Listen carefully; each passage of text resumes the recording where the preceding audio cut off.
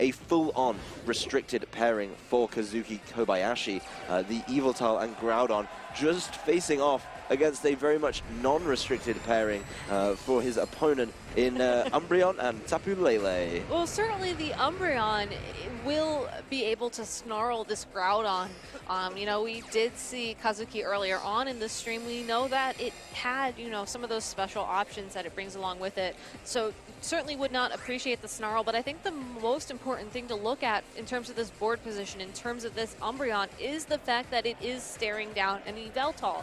The dark aura that Yveltal brings with it to the field is going to help this Umbreon deal more damage. What moves does Umbreon have to deal damage? Foul play, maybe a snarl. You know, those are going to add up after a while. And with the Tapu Lele sitting next to it on the field, you have to wonder if Kimura's strategy is to just immediately threaten Yveltal, which is really the key Pokemon in this matchup, the key Pokemon that can threaten that Necrozma, get it off the field, or otherwise maybe even remove it from play to make room for that Necrozma to come in, deal damage, and just be a threat. I think this is going to be a much better showcase for Umbreon, actually. I say that as soon as it leaves the field. That is the ultimate commentator's curse. It's subbed out for a Salamence. So Salamence bringing Intimidate to the field. Very important ability in so many of these games. We'll see if both the Pokemon decide to stick around. Of course, we are going to see a Protect from this Yveltal. A little bit concerned about potential, say, Moonblasts coming through. And a Protect as well from Groudon. So really, Kazuki Kobayashi just taking his time, scouting out the potential moves, and giving himself more information to adapt. Both of the Pokemon over on Kazuki's side of the field were going to be taking damage in that instance, giving us an information and an insight into that Tapu Lele's move choice of Dazzling Gleam. Certainly an interesting pick. I really like that, though. Fairly safe, gives Kimura the opportunity to get some nice chip damage down on both this Groudon and that Yveltal. Will still deal super effective damage to that Yveltal as well. And if these trainers decide to take a slow approach to this game, to really feel their opponent out, see how they want to play this, you know, it's that chip damage that's really going to add up over time. And it looks like Salamence might have just been brought in for that Intimidate. As soon as Salamence enters, Salamence leaves. That comes back for the Umbreon, so we're pretty much back where we started on Kimura's side of the field. But that's now going to be facing down an Incineroar as the Yveltal leaves, removing Dark Aura from play, which may become a little bit important, and landing an Intimidate on two Pokemon that I really don't think care about it. We are going to open up with a Dazzling Gleam from this Tapu Lele. Really, not that much damage on either Pokemon. Of course, those fire types certainly helping out. And it's going to be a big attack from this Groudon. Looks like the Hidden Power. I say big as in more exciting. That's the animation for Hidden Power, guys. And that's not enough. It was targeting down a Salamence, so make your own judgments on what type it is. All we can say for certain is that it did okay damage against an Umbreon. So maybe we'll wait to confirm what type that Hidden Power might have been when that move shows up again in the future. But again, just a very interesting play by Hirofumi, just going in and giving his Salamence the opportunity to intimidate a Groudon, maybe a Groudon he assumed was running those more offensive physical attacks, and then send the Umbreon in to take damage. Well, Kimura Hirofumi continuing with the Dazzling Gleams, of course, the common item Choice Scarf on the Tapu Lele, and not giving him the option to switch it up. In return, has to take an Eruption for his troubles. It's going to bring down Tapu Lele exceptionally low, bring down Umbreon quite low as well before the activation of the Citrus Berry. A foul play following up there from Umbreon into that Groudon, but probably not going to be the largest amount of damage. Not only was it intimidated, it is a Groudon that relies on its special attack, so maybe trained in a way that lowers its physical attack, makes it a little bulkier in regards to dealing with something like a foul play, and really small amounts of damage coming out from Kimura Hirofumi, not getting him there, I don't think. Not getting him there, and leaving his own Pokemon within knockout range from a spread move from either this Groudon or maybe even the Tapu Koko that was just sent in by Kazuki. It's certainly, you know, Eruption is certainly one of those moves that you want to use when you are at full health, but if you're in a situation like this when your opponent's options are really either to switch out one of their Pokemon on the field and maybe continue to do a bit of chip damage with the Dazzling Gleam from that Tapu Lele, you feel kind of safe going for something like an Eruption. Certainly, if Kazuki wants to try and predict a switch, maybe the return of that Salamence that we saw earlier, he might be able to actually connect the Hidden Power this turn, but I mean, the options here, the big question is, did Kazuki go for it? We'll see exactly how he decides to play out this turn. As Salamence does return to the field in place of that Umbreon. The dazzling gleams just keep coming. They're not doing that much damage to Groudon, but the damage on Tapu Koko, I'd argue, is pretty significant, leaving just above half. That said, the Electro Web landing on both the Pokemon, enough in the electric terrain to knock out this Tapu Lele. That's going to get knocked out, but the speed drop will stick on this Salamence, and this could get really troublesome. It's going to be an eruption. Of course, Salamence the Dragon type. It is single target. There has been a good amount of damage down on Groudon. It's really just not that big a concern, but the first knockout of the game heading towards Kazuki Kobayashi, putting that in his favor, and he finally gets to see his opponent's final Pokemon. And it is going to be that Groudon, which has a great advantage against the Tapu Koko on Kazuki's side of the field at this point in time. Something like an Electro Web is not going to deal any damage to it. Unfortunately for Kazuki, though, his Groudon has already been significantly weakened.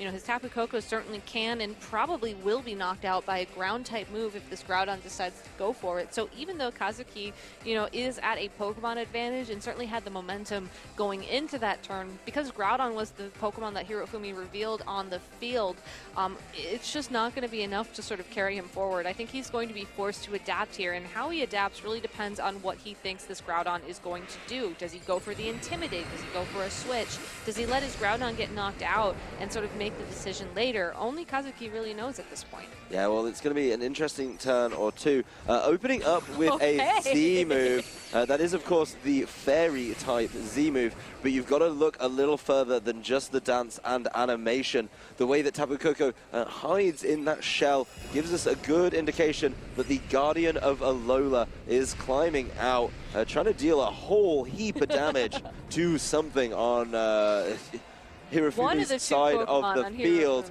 Groudon, the premium choice, making it a whole lot easier to knock out. That smug little smackdown of the fist there by the trainer. A very smart move and a really nice adaptation to the things we've usually seen.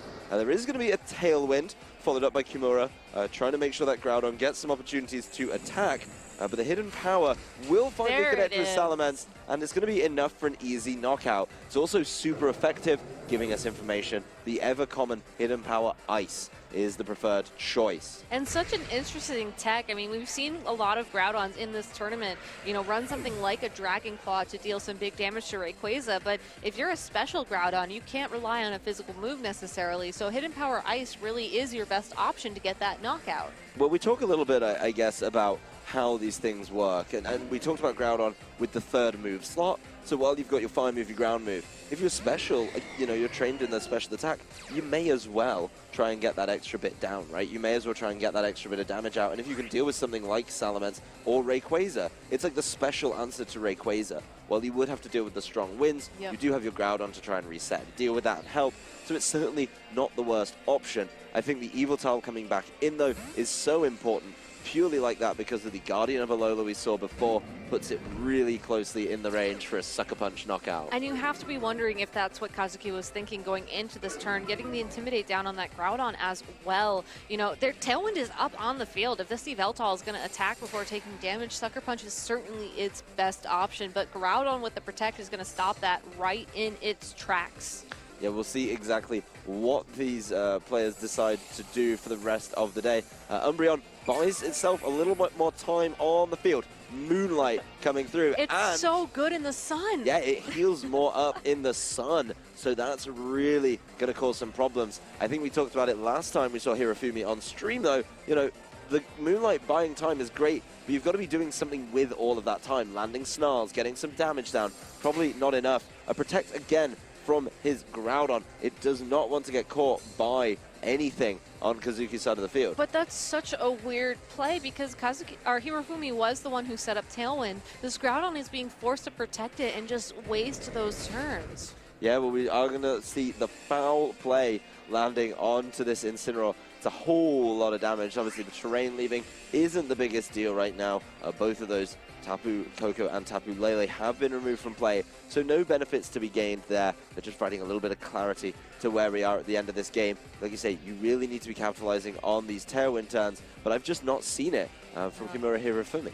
And there's only one turn of Tailwind left. So looking at the board positioning, looking at Hirofumi's options, you know, again, Yveltal can certainly go for a Sucker Punch against this Groudon, and if and when it does and gets that knockout, which it doesn't look like it happened this turn, instead of Groudon going for an attack, you have to wonder, you know, will this Umbreon be able to take, you know, Hirofumi this game 1 in this top 4 set? Well, the Precipice Blades, of course, will not land on Yveltal. Yveltal just makes sure that it can get a knockout there with a foul play. Even though you intimidated it, the real precarious position that Groudon was put in by the Guardian of Alola, really interesting to see that used with a very clear and obvious follow-up. Now you've got 2 Pokemon against an Umbreon, and again, I think for Hirofumi, that's just not going to be enough. While it is a signature Pokemon, while it is an interesting adaptation at the World Championships, this matchup just doesn't seem like the one for it. No, I mean, we saw that foul play match up against that Yveltal with the Dark Aura on the field, and it was maybe like a 5-hit knockout, a 6-hit knockout, and I just don't think those are turns that this Umbreon is going to have. You know, yes, the Yveltal is going to struggle to deal damage with it as well, and certainly the presence of this Groudon on the field for Kazuki gives Umbreon the opportunity to use more Moonlight to get health back, but those Moonlights are turns that Hirofumi isn't dealing damage, and certainly turns that Kazuki can capitalize on with the presence of his Yveltal. Yeah, we'll see exactly what the plan is to try and get out of this pickle. Snarl slowly wearing down this Umbreon. Got to lower that special attack, right? That's clearly what it's relying on to deal damage back. I think maybe just trying to make sure that a Snarl doesn't hit that Groudon. You want to make sure the Groudon's doing as much as possible. Your Eruption's not going to be a winner right now, so you need the Earth Power or the Hidden Power, if that's really what you want to go for, to be doing as much as possible. This Snarl's doing no damage after a couple Snarls from the Yveltal on Kazuki's side of the field. Yeah, and that Groudon will immediately go for the Earth Power, and we get to see how much damage it does to this Umbreon. And interestingly enough, you know, Umbreon could potentially have the opportunity to go for a Moonlight here, as Foul Play was indeed enough to knock out that Groudon. So it is down to the 2 Dark-type Pokemon on the field, Umbreon, Yveltal. Umbreon has access to Moonlight. Umbreon can heal up its health. As far as we know about this Yveltal, it does not have access to a similar thing. I think it's great that Kazuki has been using Snarl to lower the special attack of that Umbreon, but you have to wonder how exactly this is going to play out, as we see a forfeit click in from Kazuki, and Hirofumi takes game 1 here of the top 4 match at the World Championships. I think that's a really interesting choice, actually, knowing about that potential Moonlight play, grinding down the time, really, really nasty. That's just a fantastic knowledge of exactly how this Umbreon's going to work. And I know some people at home may be saying, how does Umbreon beat Yveltal? I'll tell you, it's going to take a long time, and it's going to be a whole lot of Moonlight. It doesn't look like would have been here for a while. It doesn't look like the most traditional answer to Yveltal, but apparently it's good enough to get there. So, or at least good enough for Kazuki to not put himself in that position in a game 1 situation. Yeah. You have to wonder if it's going to be the Yveltal and the Umbreon staring each other down here at the end of game 2, whether or not he just goes for that, knowing that he needs that win. He needs to take those chances to play that mind game. We'll see exactly what the adaptations are in this round. I'm interested in exactly what Kazuki does differently. I feel like he had a lot of times where there was some really good pressure down and he just didn't capitalize on it. I think Hirofumi made some interesting switches in that game. Some Salamence coming in impromptu times, but getting away with it, avoiding a Hidden Power Ice, maybe a little bit of pre-game knowledge that he got there, because that's not usually the kind of switch you'd be making. I am a little bit concerned, you know, that we saw the Umbreon get away with it for so long, get those Moonlights down. And of course the Moonlight always going to be super effective. There's no rain in the form of Kyogre to slow that down, and just bringing 2 Groudons becomes so problematic. Yeah, and it's really interesting to me as well to look at how Hirofumi sort of powered through that game. The Umbreon was the last Pokemon standing on the field, and that really was enough. You know, the Tapu Lele, I think something that a lot of trainers, you know, look for to bring that offensive pressure, especially when you know it's going to be holding something like a Choice Scarf, locking into Dazzling Gleam just to deal small amounts of consistent damage.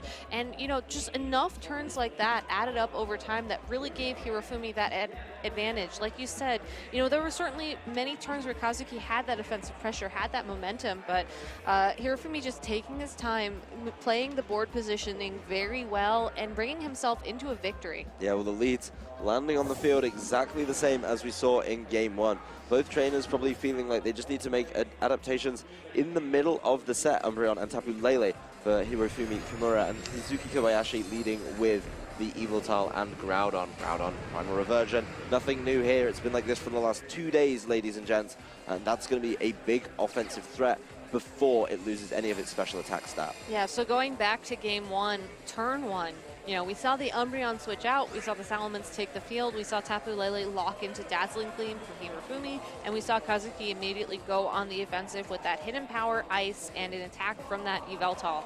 Whether or not Yveltal and Groudon and Tapu Lele and Umbreon go for those same moves again is really up in the air. I like that these trainers brought the same leads because this does give them an opportunity, like you said, to make adjustments in the middle of the game, to make adjustments as to how they play. And if they were to hypothetically catch their opponent off guard with a helping hand from that Umbreon, this would be an amazing opportunity for that to deal some big, big damage. Yeah, we'll see exactly what this damage is going to look like when it comes out from Tapu Lele. It was all heading towards that Groudon, which did protect, and that helping hand complete null and void. A Snarl is going to be the opening gambit from this Yveltal, trying to make up for some of the boost that it is getting. That's been really, really key to see exactly how that shakes out. And this Tapu Lele now becoming a whole lot less scary after one smart protect, an opening of a door for Kazuki Kobayashi. Yeah, and that certainly revealed as well to Kazuki what move Hirofumi was hoping for with that Tapu Lele. You know, I think it was actually a Psychic that came out from that Tapu Lele to target down that Groudon. If Tapu Lele is indeed locked into Psychic, it cannot be dealing damage to Yveltal at all. Right. And the helping hand with the Psychic is going to deal a massive amount of damage to whatever Pokemon switches into that spot, provided it doesn't also share Dark typing. Yeah, and there it is, the Incineroar confirming what we saw last turn. You know, the Psychic isn't going to be able to deal any damage. So assuming that Hirofumi is forced to switch out, that gives a little bit of an opening right here for the side of Kazuki. No switch right now. We did see the Tapu Lele fail to land an attack because of the double Dark typing. We see a foul play into Umbreon, not so important, and actually pretty sizable critical hit. Yeah, critical hit, foul play into Incineroar. But this may be a better turn. Obviously, Hirofumi knows that he can't Psychic, knows he's going to have to switch, and we'll see if that switch can be capitalized on by Kazuki Kobayashi. Yeah, and if he does have a Pokemon like that Salamence in the back of the party, a perfect opportunity to get an Intimidate down onto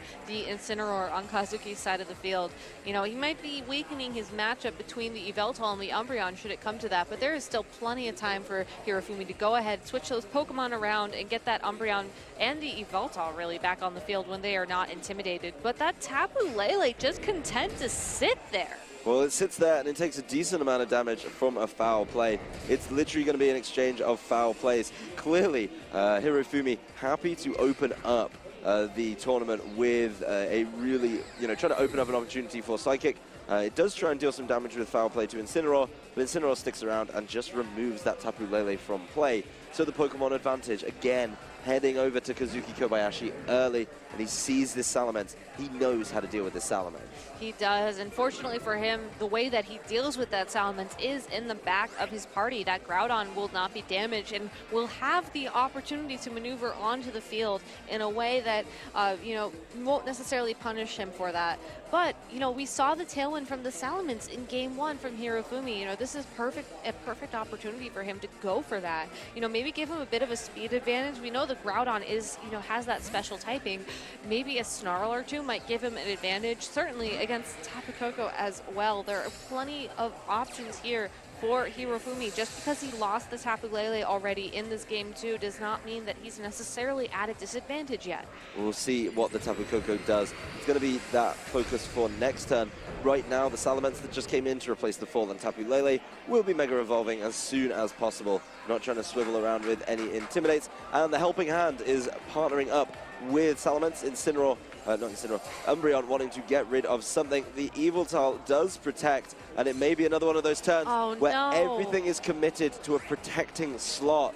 the Tapu Koko gets in scot-free, able to come in and do exactly what it needs in this turn. And we saw a number of options from Tapu Koko already. An Electro Web would be really nasty against something like the Salamence, which does rely on its speed. Of course, something like the Nature's Madness or even the Guardian of Alola would be great at dealing with something like this Umbreon. So certainly some really good options on the board right now for Kazuki Kobayashi. Hirofumi Kimura not at a loss though. Yeah, I really like how Hirofumi is trying to go for those huge knockouts on Kazuki's Pokemon. You know, I think he's in a fairly comfortable position to do so. He does have the game advantage, and, you know, catching your opponent by surprise is always very important when there's so much on the line. Yeah, well, this is going to be the Protect on Salamence, buying him a little bit of time, and no damage coming down from either of the Pokemon on Kazuki's side of the field, as the Umbreon just retaliates with a Foul Play. Does, of course, hit that Yveltal. Not going to be very effective. A little bit of damage may help out in the long run, but for a defensive turn, that was pretty good from Hirofumi. Yeah. Knowing that he was going to go after the Salamence and just keeping it safe for the Protect. And Salamence is really Hirofumi's best Pokemon to be dealing damage right now, so keeping that safe, you know, just gives Umbreon more of an opportunity to slowly start whittling things down, which is the strategy we saw work out so well for him in Game 1. It's not going to be safe this turn. It eats a Volt Switch from this Tapu Koko, which leaves the field immediately afterwards. Good damage, of course, you know, an interesting typing to be hitting with electric type moves, Dragon and Flying. One resist, one, of course, a little bit weaker to it. Really good amount of damage, and it may put it in range for this Yveltal to be able to clear up with the Dark Aura, with some of its big heavyweight attacks that it packs. We'll see exactly how it decides to proceed through this turn after we get the switch in for the Tapu Koko. Yeah, but Kazuki really taking his time here. You know, it's a tough decision. We know that it's either going to be the Incineroar or the Groudon taking the field for it. You send in the Incineroar, you get to intimidate that Salamence. You know, we saw it go for a double edge in the previous turn. That'll certainly weaken that attacking potential, but, you know, also puts Incineroar in risk of getting knocked out. If you send in the Groudon, you know, the sunlight comes back out onto the field. That Umbreon is going to have the opportunity to use those Moonlights to, honestly, its best potential. And, you know, you're really starting to weaken, I think, one of the cornerstones of your team. So it was a very tough decision. I like how Kazuki went for the Groudon, but, you know, Hirofumi just taking this opportunity to sort of set things up for later. Well, he does get the Tailwind in play. That could be really useful, but it will cost Salamence very dearly. Salamence removed from play, and Hirofumi happy to play the rest of this game in a very literal 2v4 situation. That said, the Umbreon's trying to balance that count pretty quickly, and a Foul Play on Groudon on the way in, even though we do know Kazuki's is trained very, very heavily in its special attacks that you can't get rid of a naturally high attack, and then you're in a position to just turn around and say, you know what, I'll catch you with Foul Play. We've now got the mirrors between these Groudons, and I think this is an interesting matchup. We saw it come into play in Game 1. Of course, if you're the physical Groudon and you're stuck Precipice Blading, you have no answer to this Yveltal, and there is a good chance this Yveltal could cause so many problems for Hirofumi. Yeah, that Foul Play that Yveltal has, along with the Sucker Punch, is just a huge amount of board pressure that Hirofumi has to deal with. And if you're going to try to remove that board pressure, you know, Helping Hand, something is certainly going to be your best bet. But did he make the correct prediction? Well, we'll see a Protect on this Groudon. We are going to see a big attack, a Fire Punch, land on this Groudon into this Yveltal. The Sun coming into play. There's not been any Intimidate cycling for Hirofumi here, so that Fire Punch just doing the business right there. Of course, the Tailwind helping out so drastically in the amount of kind of turn order. I don't even know if the Intimidate would have helped, but Hirofumi looking real happy with that, how that turn went down. And that's the amazing thing about Helping Hand as a support move, is that it makes these Intimidates a little bit less costly to take. Yes, your Umbreon isn't going to be able to deal damage that turn, but look at Hirofumi's team. Look at how he set up his board. Umbreon's not the Pokemon that he wanted to be dealing damage that turn. He wanted to knock out the Yveltal, and what better way to do that than a nice Helping Hand?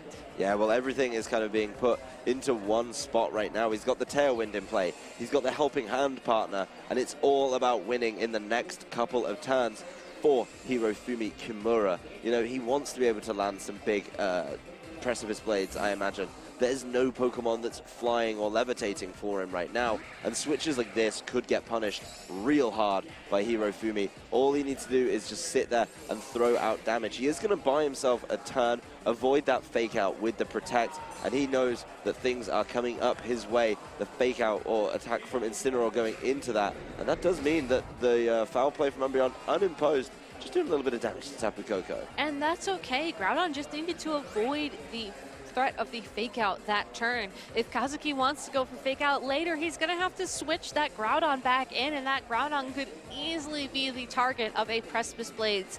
You know, the Tailwind is in Hirofumi's favor. The board positioning is in Hirofumi's favor. You know, Helping Hand Precipice Blades, you know, provided accuracy is on his side, could easily bring him into Championship Sunday at this point. He is so close to taking this game. Well, Tapu Koko doesn't want to get hit with anything from Groudon, protecting itself this turn. There's one protect of importance, and it is going to be Precipice Blades. No real shock there. Will land into this Incineroar slot and put himself in a great position. Kazuki Kobayashi looking a little bit resigned to his fate right now, I think. Of course, there may be a world where Groudons could match up. This Umbreon's going to be buying a whole lot of time. Another Moonlight bringing it back to literally full health at this juncture. It didn't even need the Sunlight boost for that one. It was just happy to take this opportunity to heal itself right back up to full. You have to look at the board right now and you have to wonder, what are Kazuki's options? You know, maybe he can stall out the remainder of this Tailwind and try and do some big damage here, but Kazuki's option right now, quite honestly, I think is Tapu Koko, bring the Groudon on Hirofumi's side exceptionally low, and then make sure your Groudon moves before it and gets to knock it out with Earth Power. That's really your only option, but if you go silly with it and you don't get away with it, you know, this Umbreon's going to put you really in the corner. There's Nature's Madness, that's going to bring it down to half. And Groudon goes first with an Earth Power. Yeah, Earth Power's enough to clean it up. That said, Umbreon, the brave little Umbreon that could for Hirofumi, just trying to run this one back. There's the foul play, targeting down that Groudon.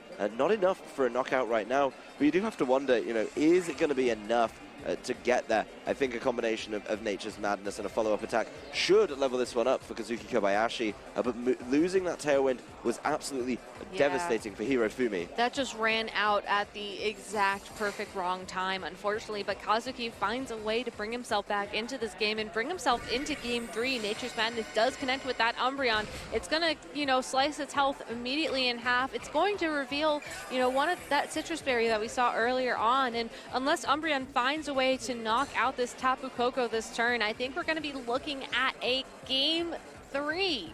Yeah, I mean, this Umbreon's going to have to buy so much time, right, with Moonlights and wait for power points to run out. So these players just finding adaptations to make.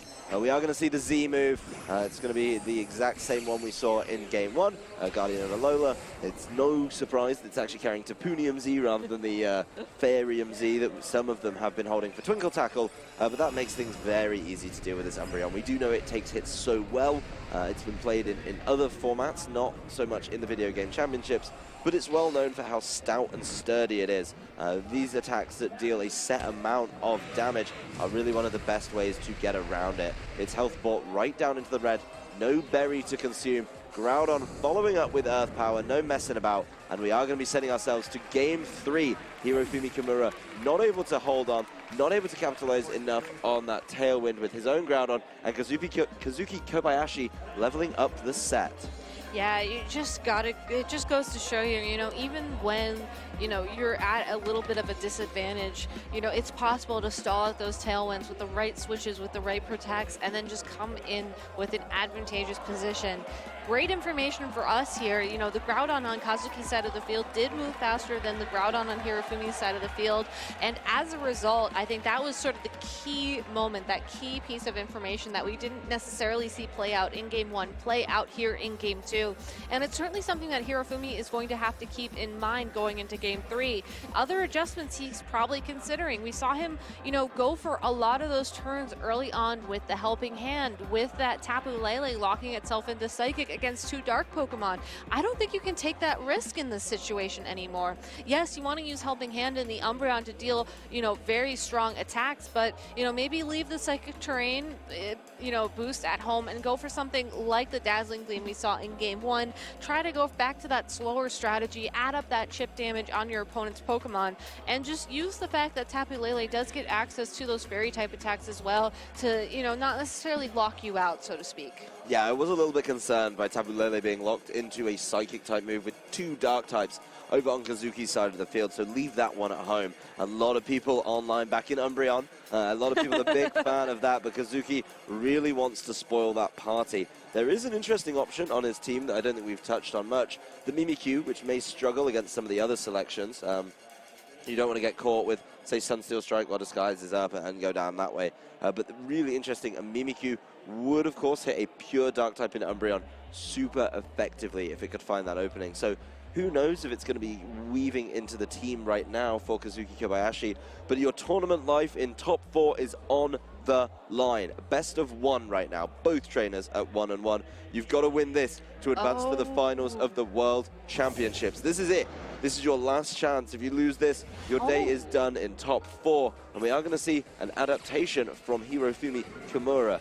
Evil Talon Groudon the same for Kazuki, but he's adapted over to Umbreon and Salamence. You know, we've seen Kazuki rely on the Hidden Power Ice from this Groudon multiple times to threaten the Salamence on Hirofumi's side of the field. And I think by revealing that Salamence immediately off the bat, you get the opportunity to switch it out. You get the opportunity to save it for later. And I think more importantly, you don't necessarily have to make the decision early on, what do I lock my Tapu Lele into? Do I switch it out and take damage as a result? You know, I think this is a much more sort of flexible lead for Hirofumi, and I like that. You know, we know that this Umbreon could go for some big snarls here to weaken those special attacks from the Groudon. Maybe try to find Salamence an opening to get a big attack in.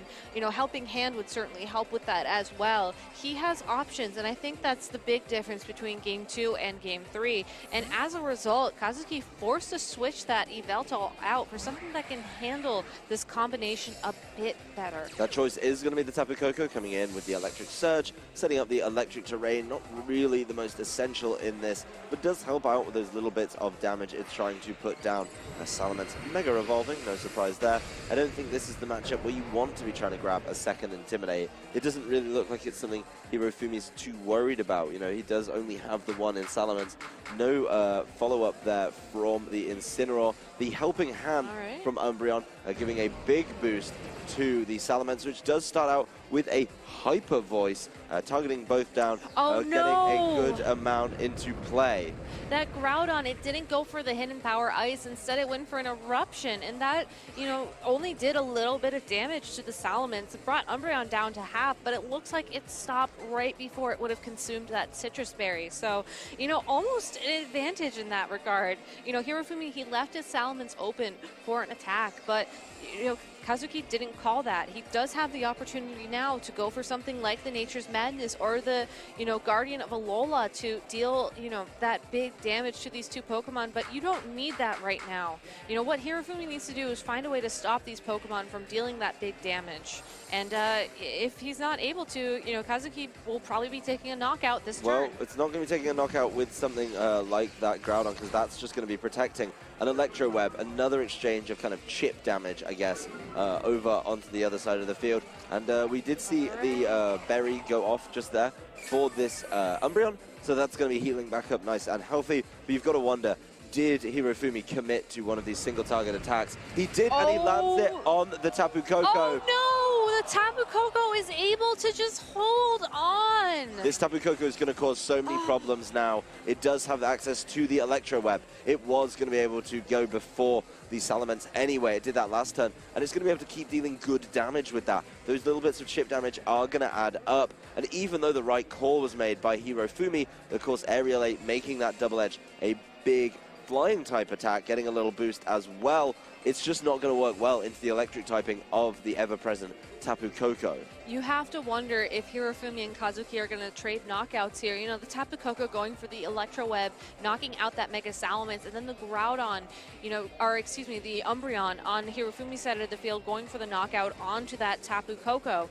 I think that the, you know, the Salamence is more key of a Pokemon for Hirofumi moving forwards in this game, looking at what happened in Game 1, looking at what happened in Game 2, and I like how he protected the Salamence here, but the big question is, will this Umbreon even be able to get that KO on the Tapu Koko? We'll see what Umbreon's able to do. While it's the only thing attacking in this turn, its speed significantly lowered once again. This Salamence really struggling. There is going to be a follow-up attack from this Groudon.